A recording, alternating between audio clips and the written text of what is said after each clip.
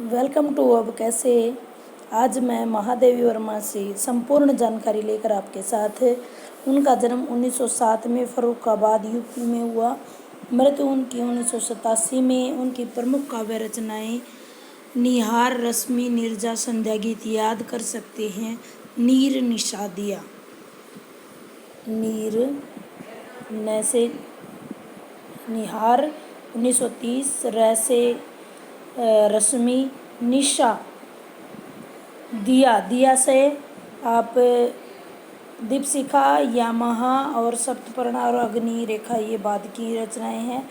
उनकी गद्य रचनाएं स्मृति की रेखाएं, पथ के साथी, श्रृंखला की कड़ियाँ, अतीत, नंबर वाइज क्रम वाइज लगाए हुए हैं। मेरा परिवार आखिरी है। इनके महत्वपूर्ण ये 15 बिंदु हैं जिनको याद कर लेंगे तो आप महादेवी वर्मा से संबंधित किसी भी प्रश्न को हल कर पाएंगे। उन्हें छायावाद की शक्ति या दुर्गा कहा जाता है। उनकी कविता में अलौकिक विरह की प्रधानता देखने को मिलती है। इसी कारण उन्हें हिंदी साहित्य में वेदना की देवी या आधुनिक युग की मीरा भी कहा जाता है। यामाहा काव्य संकलन के लिए उन्हें 1982 में भारत भारती और ज्ञानपीठ पुरस्कार मिला। नीरजा रचना के लिए उन्हें सक्रिया पुरस्कार मिला। हिंदी साहित्य की साहित्यकारों की सहायता के लिए उन्होंने साहित्य संसद नामक ट्रस्ट की स्थापना की। उनके द्वारा चांद नाम की एक पत्रिका का संपादन भी किया गया।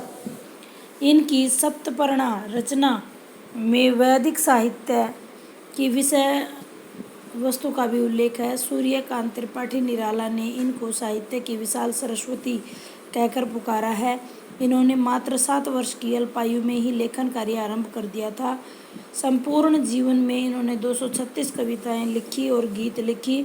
इसके साथ साथ मैं आपको बता दूं, दीपक और बादल नाम के प्रतीकों का भी इन्होंने बहुत ज़्यादा प्रयोग किया है। आचार्य रामचंद्र शुक्ल ने लिखा है कि छायावाद में के कवियों में महादेवी वर्मा ही रहस्यवाद के भीतर रही हैं। प्रयाग विश्वविद्यालय की प्राचार्य वो रही हैं। इनकी धार्मिक ज्ञान अपनी धर्म परायण माता जो इनकी हेमा रानी थी उनसे प्राप्त हुआ है। इनका विवाह मात्र 11 वर्ष की आयु में श्री रूप नारायण वर्मा से हो गया। विरह की प्रांजल अनुभूति, परिष्कृत चिंतन, काव्योचित गंभीरता, सौंदर्य शिल्प में इनके काव्य की अनूठी रचनाएं मिलती हैं। भारत सरकार द्वारा इनको पद्म भूषण से भी अलंकृत किया गया है।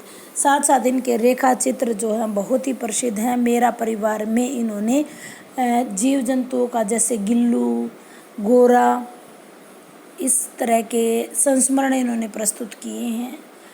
और पथ के साथी में इन्होंने अपने साथ के साहित्यकारों के बारे में विवेचन दिया है।